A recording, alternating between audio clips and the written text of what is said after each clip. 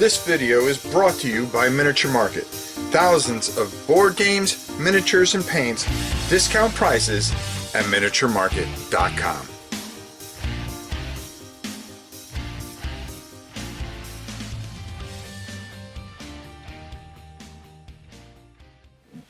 Hey everybody, it's your old pal Rob. Today we are going to be taking a look at a game that came in the mail. I wasn't expecting too much from it. It's called Torch and Shield, and it's coming to Kickstarter.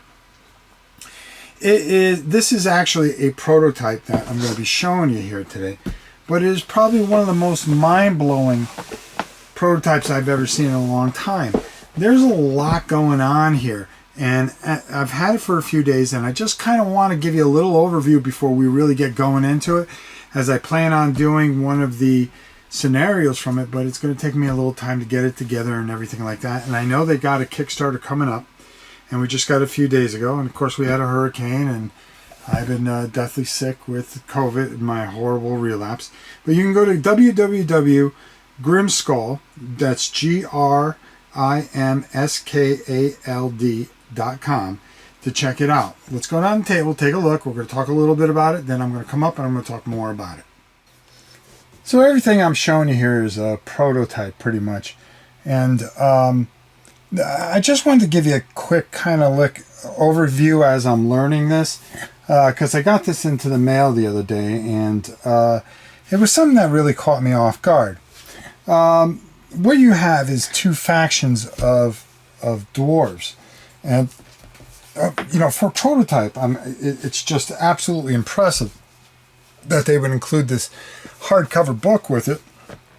And you're going to be able to build dungeons and stuff like that, and you're going to take your two factions and you're going to be trying to, of course, search and level up and do better. There are also a ton of solo rules where you can just fight monsters instead of going against different dwarven factions. The models are tremendous. They're 3D printed and they're absolutely beautiful. And this giant toad dude is really, really cool. Along with this Minotaur, which I just thought was beautifully, beautifully done. Another one that's 3D printed, as you can see.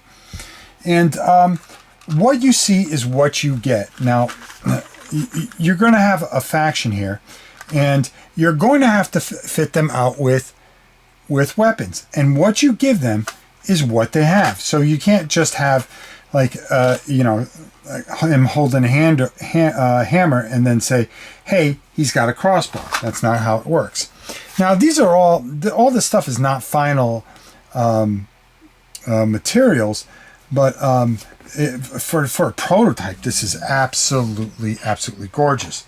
There are all kinds of different monsters that they send with this prototype, so you can get a good feel of this. And as you can see, I got another dwarf faction here, and then in here we've got some smaller monsters. We got doors and stuff like that, and then you have your cards, which have all the stats pre-printed out. So all you have to do is kind of fill in what he's carrying. And that's what these little covers are for. You're going to put that on there, and you'll be able to write with an erasable marker. Hey, I put a hammer on him. Hey, I gave him a gun. Hey, this, that, and so forth and so on. It gives you everything that you need as far as stats are needed. The thing that gets me, and the thing that I'm never a big fan of, is when you take a game and you add a deck of playing cards into it. I think it kind of takes away from the theme of things. I mean, here you go, you're playing, Texas Hold'em now. But the cards do really work. And I wanted to show you a couple of things in the book here. Again, this is just kind of a little bit of a preview, but I'm going to be painting this stuff up, and we'll do a nice little playthrough before the Kickstarter, which I think is a couple of months away, but I really saw this and it really caught my eye. So here's your deck of cards. You are going to be doing initiative. There's going to be certain tests. When you take damage, you're going to shuffle up these cards, and you are going to pull a card, and it will have a chart that you will follow down and tell you. It really doesn't take away from it. Combat is basically D6. It's very simple. You're going to have a pool of dice, do your martial skill, and you're going to roll, and 5s or 6 hits. Okay, and they're considered successes. If you're fighting another group or fighting another monster, and you tie, you keep adding 1 in until somebody succeeds, and then you'll roll for damage and so forth and so on. Dispersion, you're going to decide that by playing cards. Light is a big thing in here. Okay, you got to make sure that you have a certain amount of light. If I'm here and this monster's here, I'm not going to be seeing it if I don't have the proper light source. I really like that little bit about it. It really kind of gives you a feel of what's going on, because nothing's really lit in these doggone dungeons. I mean, that's why there's dungeons anyways, right? But if you have a light source, you can see up to a certain amount of distance, which really adds to it. The models, again, are beautiful, as I was saying. Light and darkness plays a huge part. Distance, there's different skills that the dwarves are going to be able to do. There's a great, beautiful backstory that's been written with this. Just giving you a quick overview, because you're going to want to keep an eye on this. And I'm going to keep you up to date on it, because I'm really, really captivated by this. Different cards are going to help you during searches. As you turn over the different suits, you're going to be able to do certain things and then roll 2d6 to determine certain types of treasure that you're going to be able to get.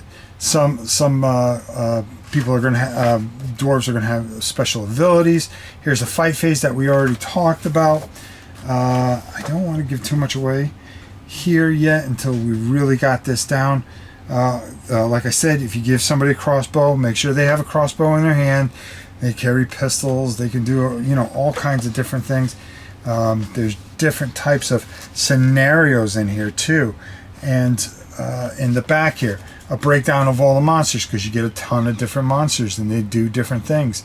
There's going to be tons of different creatures that you're going to be able to bring into this, and advances that you can do to level up your crew, which are your warriors as you go. And then solo play, which is a whole nother thing, which is just as I've been reading, it's absolutely fascinating. And along with all the cards that you can pre-print out here or make copies of, in case you just want, you don't want to keep writing on those same other cards. Again, saving rolls, some very basic things, but also, really working things out where even in the solo play, they give you an aggressive and a tactical and an AI flow to everything to really kind of make things really work well. Your reference sheets and everything that you need for your fight phases, your quick reference sheet for the entire game, and beautifully done so far. There's a lot I have to discover on this, but I wanted to show this to you because Torch and Shield has the potential coming to Kickstarter to be something very, very, very special. This prototype, if it's anything like even close to what the game's going to be, I can tell you this much: this is a home run. And this reminds me of something. I just can't put my finger on it. I don't know if it's Death in the Dark a little bit. It has a little bit of that feel to it. But to be honest with you, this is innovative. It's smart. Again, I'm not a fan of playing cards, but this is one of those very few times I can really get by it. And again, like I was saying, like for these particular guys, look at the size of these bases. I mean, they're beautiful. And then you custom make your guy. Okay, well, what do I want to make sure that he has? Do I want to do something a little different with my brother here? Well, yeah, you can. And just really, really nice. Check this out at www.grimskald.com for more updates and stuff like that. And we're going to be doing more here as we head closer to their Kickstarter. Like I said, I just got this a few days ago, and I've been fascinated with it. So let's go up top and get some of my final thoughts. Now, for me, this is a home run. The only thing that I said it during the thing, is I can't stand playing with playing cards. I hate playing with poker cards. When you play poker, you play poker. I just, it's just something that drives me crazy. But with that said, this does not take away from the game. As I started messing around with some of it and turn them over, I kind of forgot about the cards and my little, mental breakdown on it. And I started to realize, I go, well, it kind of fits here. Would I've liked to seen some kind of different thematic card or something? Maybe. But, they've already created it a lot, so how can you press them too much for that or fault them too much? It's such a minor thing. What I really like is what you see is what you get as far as your dwarf team. Okay, what they're carrying, make sure you fit them, you outfit them correctly, and do the run. I think I like the solo play from what I've gathered, because after I filmed that little section I did a little while ago that you just saw, I fiddled with it for another day or two, and this is really, really, really good. Has so much potential. And these are just prototype rules, prototype things that they're doing.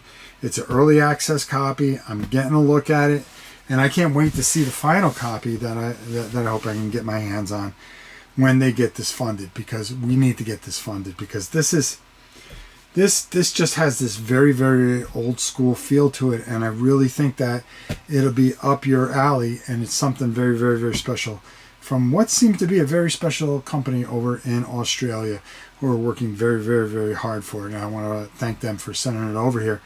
We'll get this painted up. We'll give you a better look at it. But I wanted to get you excited about it, start investigating it, so when we break this out, you know exactly what's going on. Torch and Shield.